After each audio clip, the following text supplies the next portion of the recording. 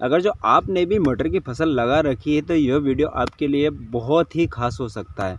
किसान भाइयों, मटर की फसल एक सब्जी वर्ग की फसल है और उसमें हम अधिक से अधिक उत्पादन कैसे लें, इसी विषय पर हम चर्चा करने वाले हैं। तो अधिक से अधिक का मतलब होता है एक्स्ट्रा उत्पादन कैसे लें।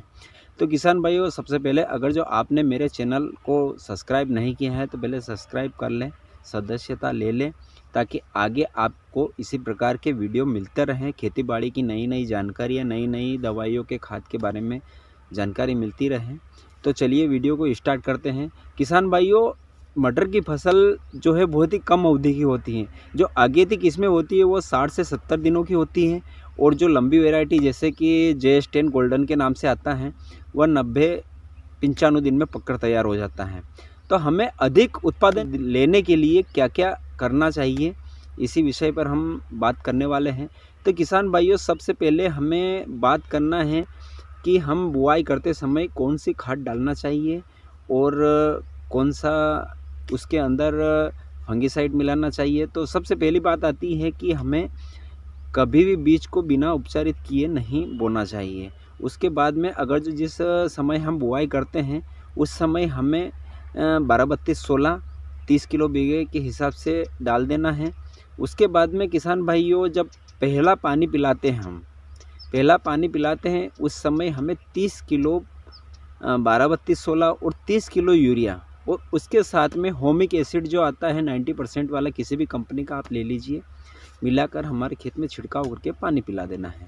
उसके बाद में किसान भाइयों, दूसरा पानी जब हम पिलाते हैं तो हमें विशेष सावधानी, हमारी मटर की फसल में हमें सावधानी रखना है कि जब हम पानी पिलाते हैं दूसरा पानी, तो वह फूल आने के पहले पिलाना है।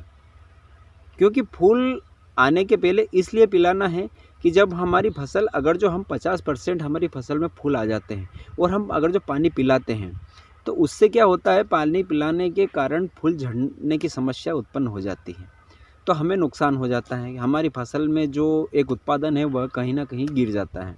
तो हमें कभी भी हमारी फसल में जब 50% फूल आ रहे हों उस समय पानी नहीं पिलाना है, उससे पहले पिलाना है या उसके बाद पिलाना है।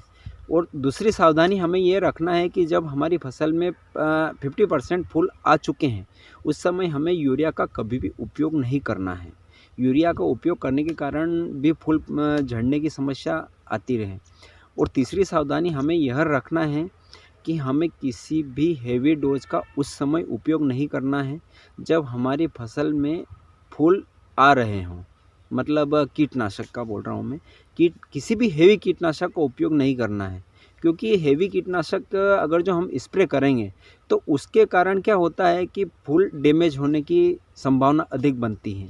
तो इसलिए हमें हल्के कीटनाशक का उपयोग करना है किसान भाइयों। और जब हमारी फसल, जैसे आप देख रहे हैं मेरी ये फसल है जो कि अभी 20% मतलब फूल आ चुके हैं, तो मैंने इसके पहले जब फूल आने वाले थे उसके पहले ही मैंने पानी पिला दिया, ताकि क्या है कि इसमें जब फूल आ रहे हो उस समय मैं पानी नहीं पिलाऊं।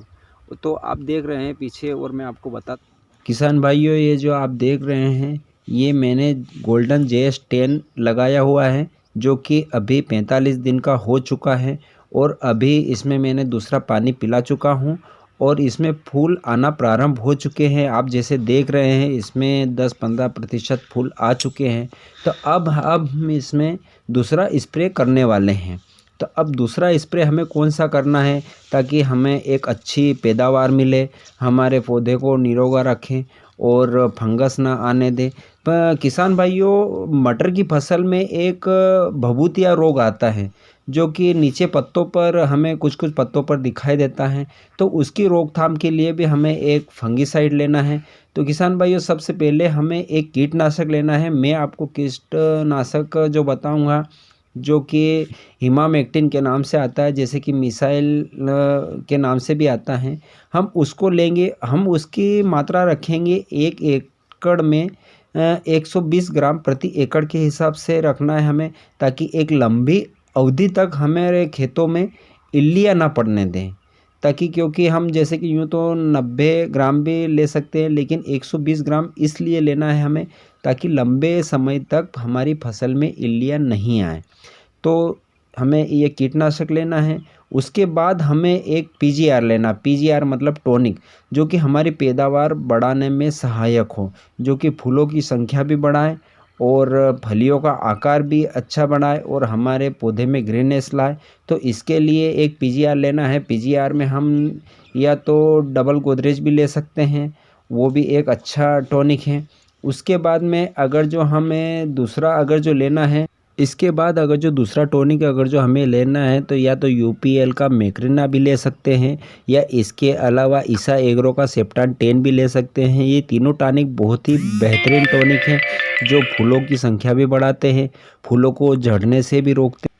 इसके बाद किसान भाइयों हमें एक फंगीसाइड लेना है। फंगीसाइड हमें इस प्रकार का लेना है कि जो कि मटर की फसल में जो भभूतिया रोग आता है उसकी रोकथाम कर सकें। तो किसान भाइयों मैं सजेस्ट करूंगा आपको टेबुकोनाजोल जो 10% आता है और उसके साथ सल्फर जो 65% आता है, वह फंगीसाइड हमें लेना है। किसी भी अच्छी कंपनी का आप ले सकते हो, तो वो फंगीसाइड हमें लेना है। उसके बाद हमें एक प्रोफेनो या तो हम प्रोफेनो साइफर डाल सकते हैं या इसके अलावा सिर्फ साइफरमेथ्रिन डाल सकते हैं, ताकि इस समय क्या है मच्छरों की संख्या पड़ने लग जाती है खेतों में।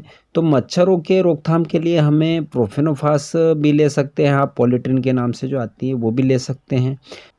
तो किसान भाइयों ये सभी दवाइयाँ मिलाकर हमें हमारी फसल में स्प्रे करना है ताकि हम एक अच्छा उत्पादन ले सकें, एक्स्ट्रा उत्पादन ले सकें। किसान भाइयों मैंने जो भी ये दवाइयाँ बताई हैं मेरे खुद के अनुभव से बताई है। मेरे खेत में मैंने इसका उपयोग कर चुका हूँ और एक अच्छा उत्पादन ले चुका हूँ। और आप अभी जो फसल देख रहे हैं बिल्कुल हरी और ग्रीनेस से भरी हुई मेरी फसल है। तो किसान भाइयों मैं आपको यही सजेस्ट करूंगा कि आप भी इस प्रकार से कीटनाशक और टॉनिक का उपयोग कीजिए और एक अच्छा उत्पादन लीजिए। और किसान भाइयों अगर जो आपको मेरा यह वीडियो अच्छा लगा हो, पसंद आया हो, मैंने कुछ अच्छा बताने की कोशिश की हो, जी मेरे चैनल को सब्सक्राइब कीजिए और मेरे वीडियो को लाइक कीजिए ताकि आगे भी मैं इस प्रकार की वीडियो आपके लिए लाता रहूं। तो अब तक के लिए जय जवान, जय किसान, जय हिंद।